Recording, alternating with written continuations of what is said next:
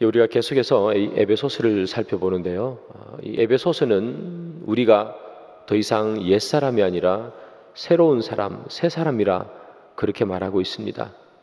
새로운 사람이라는 것은 옛 삶을 버리고 새로운 삶을 살아가기 때문에 새 사람이라 그렇게 말하는 것이죠.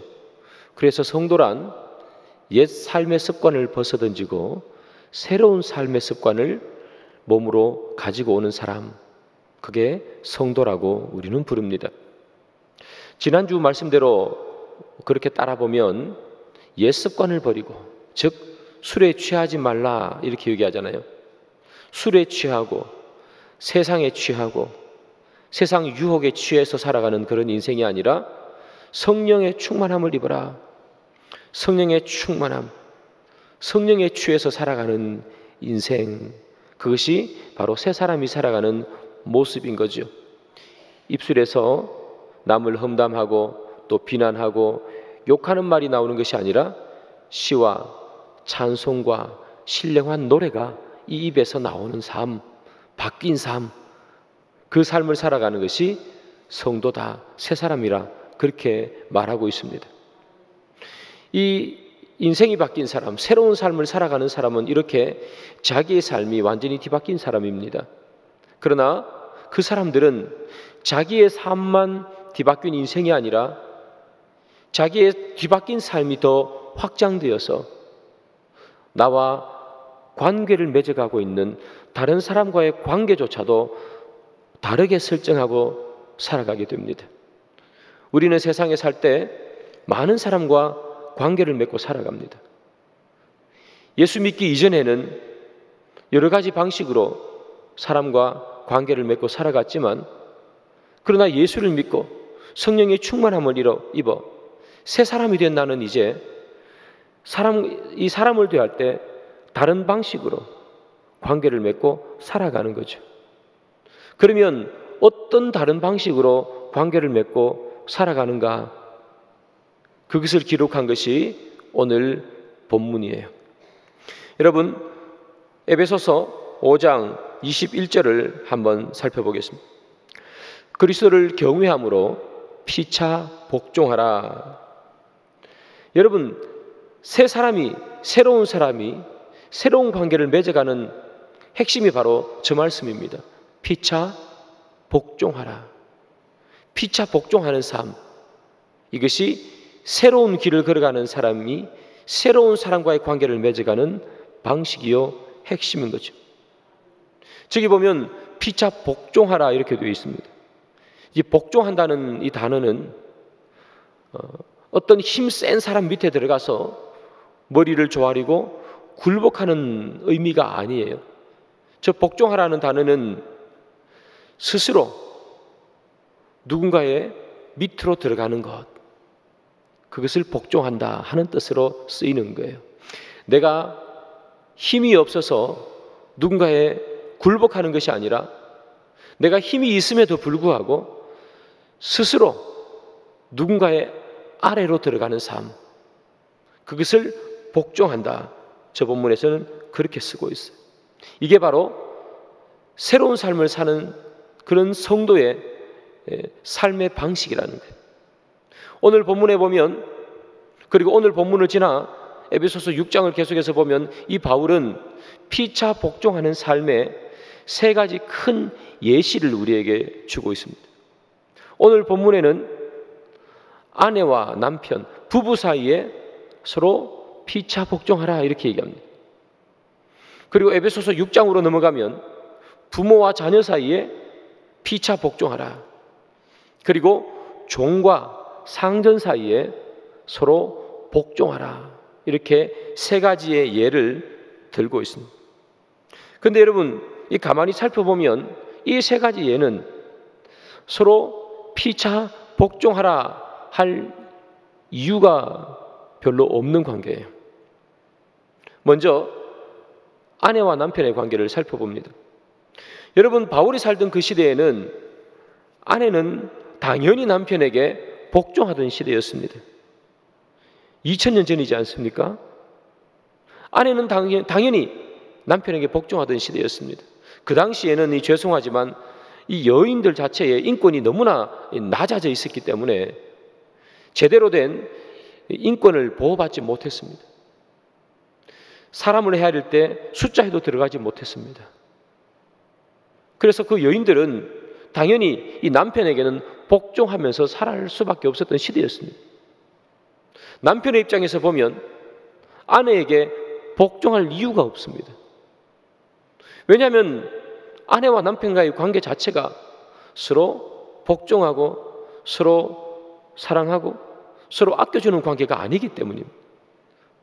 무조건적인 복종, 무조건적인 명령이 이어지는 시대, 그때가 바울이 살던 그런 시대지요. 그러나 하나님께서는 뭐라고 얘기하는가 하면 그 시대에 바울의 입을 통해서 서로 복종하라 이렇게 얘기합니다. 부모와 자녀의 관계도 마찬가지고 종과 상전의 관계도 마찬가지죠. 자녀는 당연히 부모에게 복종해야 합니다. 그리고 부모는 자녀에게 복종할 필요가 없습니다. 그런데 복종하라고 얘기합니다. 종은 당연히 상전에게 복종해야 되고 상전은 당연히 종에게 복종할 필요가 없습니다. 그런데 성경은 말하기를 복종하라 하는 거예요. 왜 그렇게 해야 되는가? 그것은 다 옛사람들이니까. 옛사람들은 아내는 남편에게 복종하고 종은 상전에게 복종하고 남편은 아내에게 힘으로 누르고 주인도 종을 힘으로 누르던 시대였습니다. 그러나 그것은 예수님을 알기 전에 옛사람이라는 거예요. 옛사람은 그렇게 관계를 맺고 살아간다는 거예요. 그러나 새로운 사람, 내가 예수를 믿어 새로운 인생을 살고 있다면 어떻게 살아야 되는가? 피차 복종하면서 살아야 된다는 거예요. 특별히 이제까지 복종하지 않고 복종할 필요를 느끼지도 않았던 남편과 부모와 그리고 상전들에게 너희들은 그들에게 복종하라. 그렇게 얘기한다는 거예요. 이들은 이제까지 복종해 본 적도 없습니다. 복종할 필요도 없었습니다. 그러나 복종하지 않고 살아가는 삶은 옛사람의 삶이라는 거예요. 너희들이 이제 예수를 믿었으면 복종하면서 살라는 거예요. 여러분, 여기서 복종하다는 단어를 제가 좀 전에 말씀드렸죠. 힘이 있어서 그 힘이 무서워서 밑으로 내려가는 인생이 아니라 스스로 자기 스스로를 낮추는 거라고 말했습니다. 남편들에게 말하는 거죠. 이제까지는 아내가 너에게 복종했지 않느냐. 그러나 이제 네가 힘이 있고 가정에 권세가 있지만 그러나 너는 스스로 낮아져 아내에게로 내려가라. 너희들은 부모로서 이제까지 힘이 있었지만 이제는 스스로 낮아져 자녀 아래로 들어가거라. 너희는 이제까지 종들을 힘으로 누르고 권세로 눌렀지만 이제는 더 이상 그렇게 하지 말라. 그것은 옛사람의 삶이라. 내가 힘이 있지만 스스로 낮아져 종 아래로 들어가거라. 스스로 낮아지거라. 그렇게 얘기하는 거예요. 여러분, 힘으로는 충분히 복종시킬 수 있잖아요. 그러나 그 힘을 그곳에 쓰지 말라는 거예요.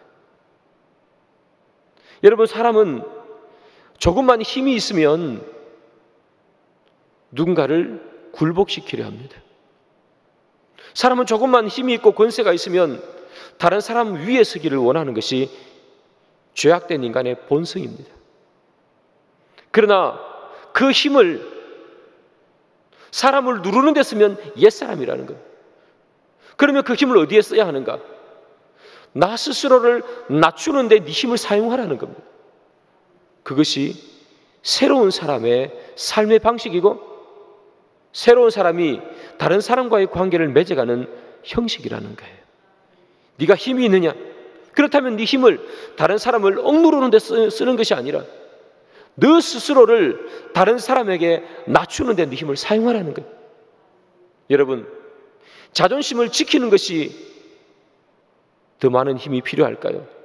자존심을 버리는 것이 더 많은 힘이 필요할까요? 자존심을 버리는 것이 더 많이 필요해요.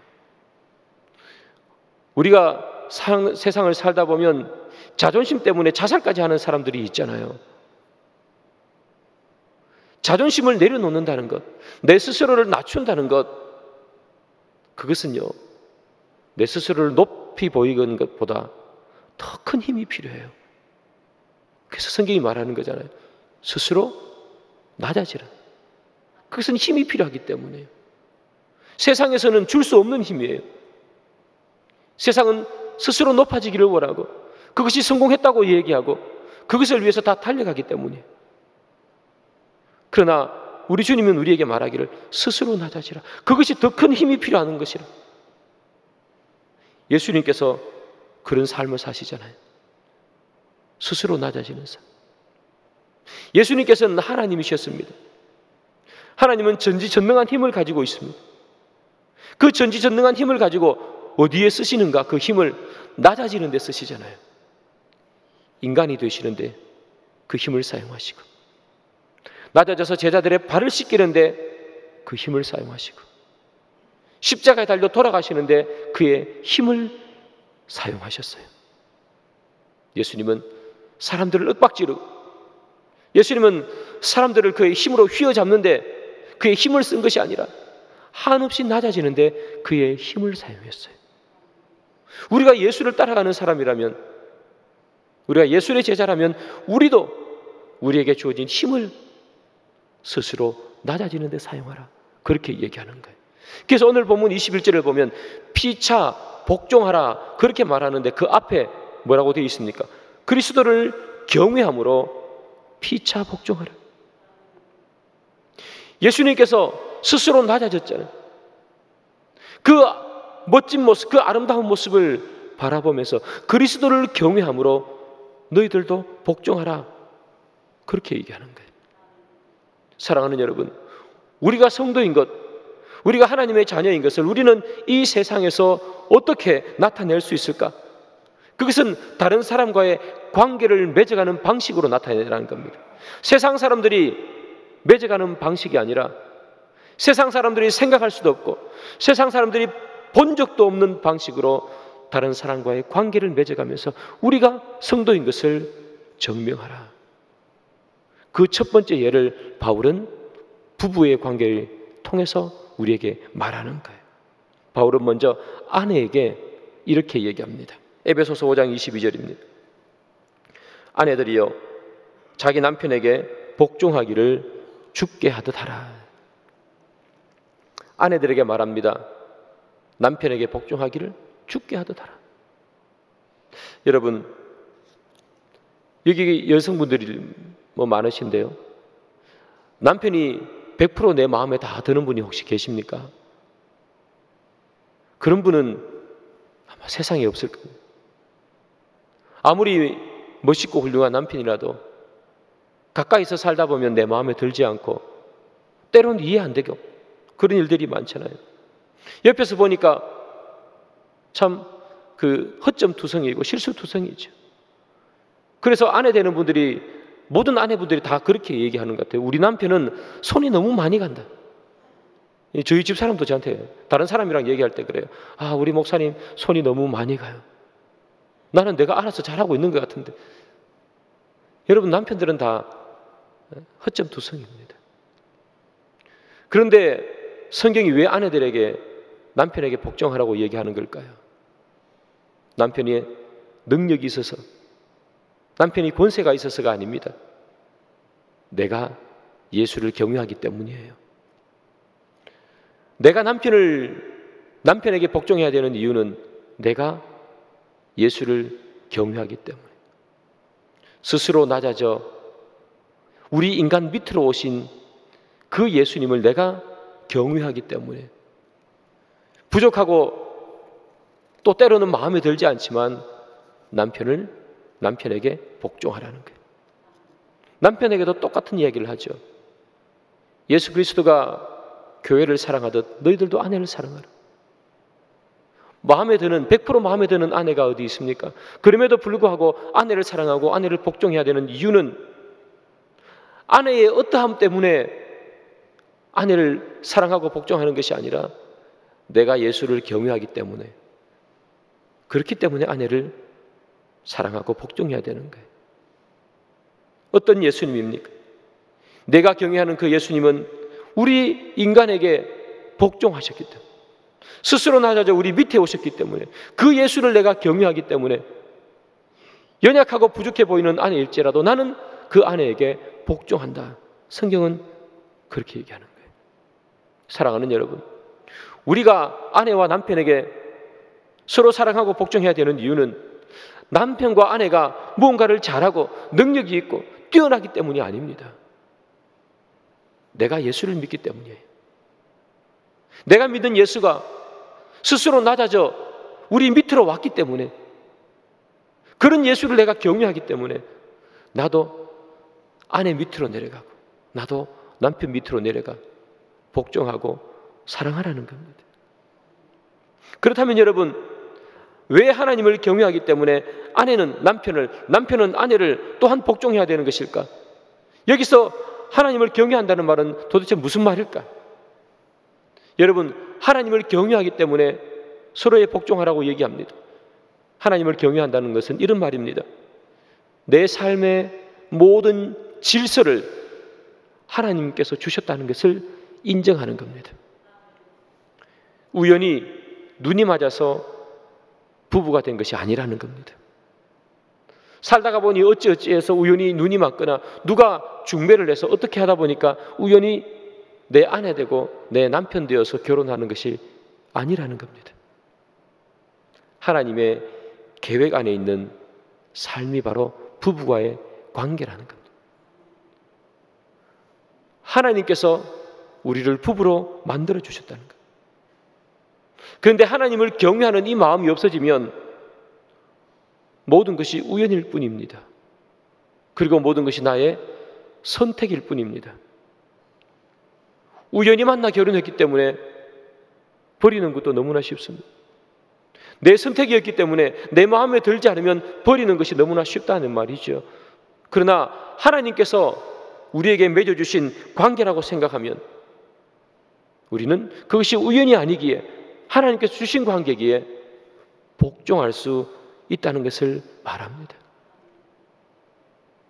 그래서 여러분, 부부는 반드시 서로를 바라볼 때 하나님의 눈으로 서로를 바라봐야 하고 하나님의 관계 속에서 서로를 대해야 하는 것입니다. 어제 저희 고등부 전도사님이시죠, 우리 최병주 전도사님께서 결혼을 하셨습니다. 제가 어제 주례를 했는데요, 그때도 이 말을 했습니다.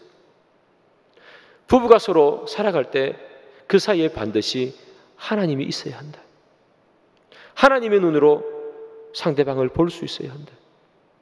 내가 내 눈으로 상대방을 보면 그만큼 미운 사람이 없고 그만큼 허점투성이인 사람이 없다.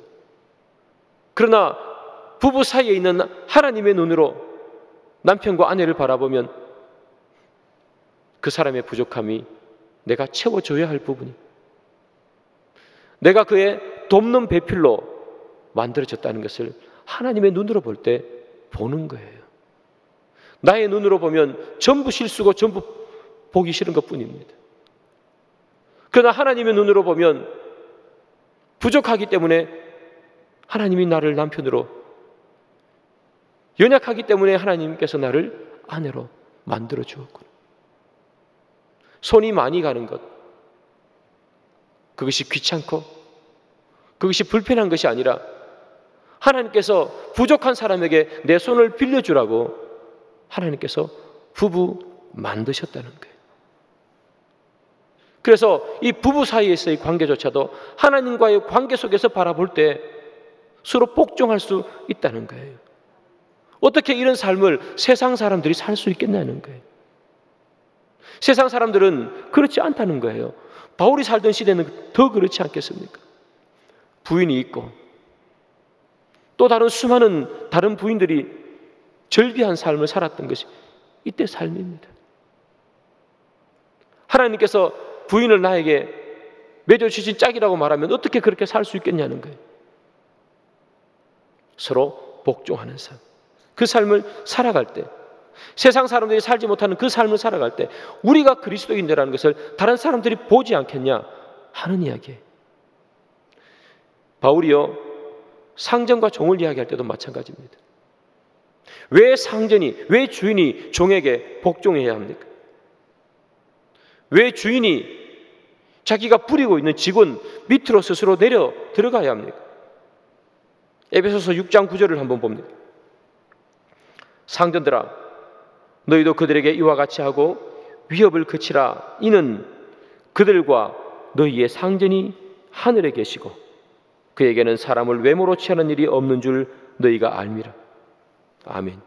여러분, 주인이 직원들에게 복종해야 하는 이유, 주인임에도 불구하고 스스로 낮아져 직원들 밑으로 내려가야 하는 이유는 뭘까? 내가 이 땅에서는 그들의 주인일지 모르지만 그러나 나조차도 하나님의 종일 뿐이라는 겁니다. 그들과 너희의 상전이 하늘에 계시고, 착각하지 말라는 겁니다. 내가 상전이라고 착각하지 말라는 겁니다. 너의 상전이 있느니라. 하늘에 하나님이 너의 상전이 되신다는 거예요. 내 삶을 내 눈으로 보지 말라는 겁니다. 하나님의 안경을 끼고 하나님의 눈으로 세상을 보라는 겁니다. 하나님과 연결해서 내 인생을 바라보라는 거예요. 내 눈으로 직원을 바라보면 늘 게으르게 보이고 늘 실수투성이로 보인다는 겁니다. 그럼에도 불구하고 하나님의 눈으로 그 직원을 바라보면 때로는 실수하고 때로는 게으른 것 같지만 그럼에도 불구하고 하나님의 눈으로 직원을 바라볼 때는 그 직원은 하나님께서 나에게 맡기신 직원, 하나님의 눈으로 나를 보면 나 또한 게으른 종일 수밖에 없지 않느냐. 그런 게으른 종일 수밖에 없는 나를 위해서 예수님께서 스스로 낮아져 우리 밑으로 오시고 돌아가셨지 않느냐. 그러니 너희들은 그리스도를 경외함으로 내 종들을, 내 직원들을 바라보라는 거예요. 그렇다면 너조차도 종일 뿐인데 어떻게 내가 주인이라고 함부로 주인 행세를 할 수 있고 다른 종들에게 함부로 할 수 있겠느냐. 그렇게 얘기하는 거예요. 또한 바울은요, 부모에게도 똑같이 말을 해요. 에베소서 6장 4절이에요. 또 아비들아, 너희 자녀를 노엽게 하지 말고 오직 주의 교훈과 훈계로 양육하라. 자녀를 노엽게 하지 말고 주의 교훈과 훈계로 양육하라, 이렇게 말합니다. 이 말은 이런 뜻입니다. 부모가 권위를 앞세워서 자녀들을 무시하고 비난해서 자녀들의 마음에 분노의 감정을 일으키는 것이 아니라 예수 그리스도의 말씀을 가지고 자녀를 훈계하고 양육하라는 겁니다. 자녀를 내 눈으로 바라보면 얼마나 마음에 들지 않습니까? 어제도 제가 결혼식장 가서 다른 분들과 앉아서 이야기를 하다가 자녀 이야기를 하고 있었는데, 여러분, 자녀가 마음에 드는 사람, 자녀가 내가 원하는 또 하는 사람, 그런 자녀가 세상에 어디 있습니까? 마음에 들지 않을 때가 얼마나 많습니까? 마음에 들지 않는다고 해서, 내가 부모라고 해서 자녀들에게 내 마음대로 말하고 내 마음대로 윽박지르고 그렇게 하지 말라는 겁니다. 주의 말씀으로 훈계하라는 겁니다. 주의 말씀으로 양육하라는 겁니다. 네 감정대로 하는 것이 아니라 주의 말씀으로 하라는 겁니다. 왜냐하면 자녀는 하나님께서 나에게 주신 선물이기 때문에 그렇습니다. 우리는 때로는 자녀를 나의 소유물로 생각합니다. 그래서 물론 내 마음대로 해도 된다는 그런 마음은 없지만 그럼에도 불구하고 자녀들에게 우리는 내 마음대로 따라주기를 원하지 않습니까? 그러나 성경은 뭐라고 얘기합니까? 자녀는 내 자녀가 아니라 내가 너에게 준 선물이다, 그렇게 얘기하잖아요. 아브라함이 아이를 낳지 못하지만 하나님께서 이삭을 주시면서 자녀는 내 몸에서 낳지만 내 것이 아니라 하나님 내 것이라, 내가 준 선물일 뿐이라 얘기하는 것처럼 자녀는 우리에게 주시는 하나님의 선물일 뿐입니다. 내 것이 아니라는 거예요. 그래서 자녀를 떠나보내는 거예요. 아담과 하와가 결혼할 때 뭐라고 얘기합니까? 남자가 부모를 떠나 그의 아내와 합하여. 자녀는 내 것이 아니기에, 하나님 주신 선물이기에 자녀는 떠나보내는 겁니다. 내 것이 아닙니다. 그래서 자녀를 바라볼 때 내 눈으로, 내 마음으로, 내 감정으로 자녀를 키우고 다스리고 양육하는 것이 아니라 주의 말씀으로 키우고 다스리고 양육하는 거예요. 자녀조차도 하나님과의 관계 속에서 바라보라는 겁니다. 그러면 얼마나 소중한 존재인가. 내 몸으로 낳았기 때문에 소중한 존재이기도 하지만 동시에 하나님께서 나에게 맡겨주신 자녀이기에 소중하다는 거예요. 내 것이 아니라 하나님 것이기에 너무나 소중하다는 거예요. 그러기에 이 자녀를 내 눈으로 바라보는 것이 아니라 하나님의 눈으로 자녀를 바라보라. 이것이 바로 예수를 믿어 삶이 바뀐 사람들이 이 세상에서 살아가는 삶의 방식이라는 겁니다. 아내를 바라보면서 스스로 복종하고,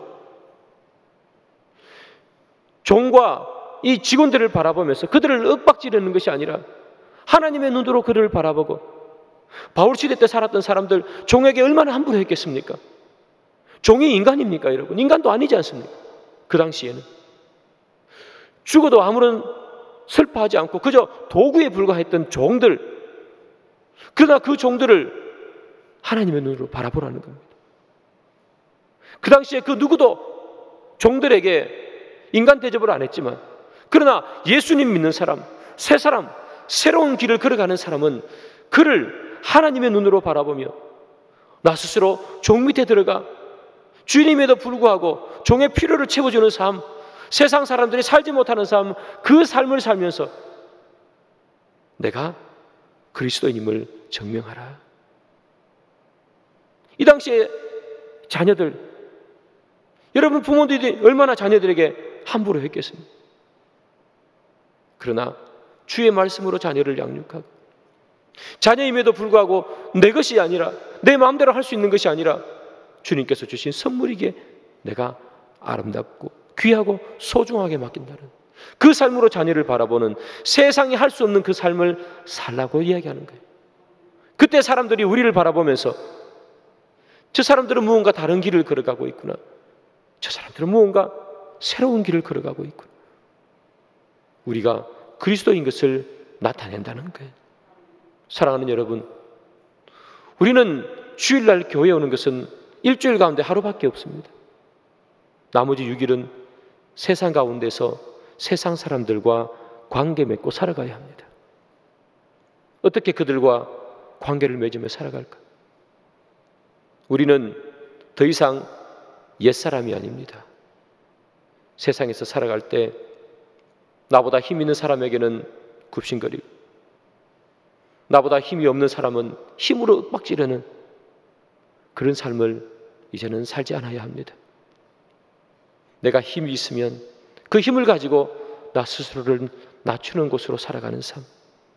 세상 사람들이 볼 때 분명 나보다 아래에 있고 밑에 있는 사람이지만, 그러나 아래에 밑에 있다고 바라보는 것이 아니라 오히려 내가 예수님처럼 그들 밑으로 내려가 그들을 인정하고 그들을 이해하고 그들을 사랑하고 그렇게 살아가는 삶, 그 사람을 살아갈 때 주님께서 우리의 삶이 변화되는 줄 믿을 것입니다.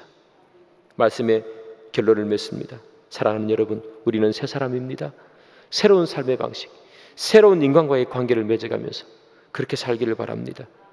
그래서 우리가 누구 위에 우뚝 서서 그래서 살아가는 그런 우리 스스로의 어깨를 으쓱이며 살아가는 인생 살기를 원하지 마시고, 그 힘을 누군가의 밑으로 내리는 데 사용해서 예수님처럼 종의 모습으로, 섬김의 모습으로 그렇게 살아가는 저와 여러분들이 되기를 주님의 이름으로 축복합니다.